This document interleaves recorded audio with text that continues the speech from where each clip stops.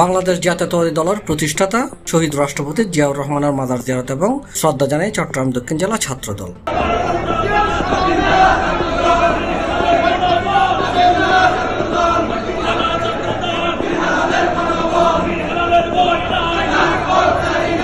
গতকালিয়ে বেলা 11টায় সংসদ ভবনের হাত চন্দ্রীবন্দন ও চট্টগ্রাম দক্ষিণ জেলা ছাত্রদল নেতা ইসমাইল বিন মনিরের নেতৃত্বে মাজার জিয়ারত এবং ফুলেল শ্রদ্ধা নিবেদন করা হয়।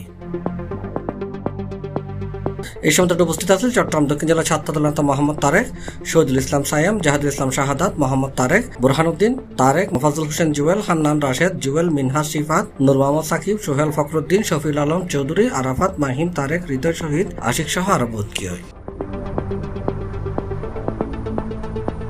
C+ TV, Chittagong.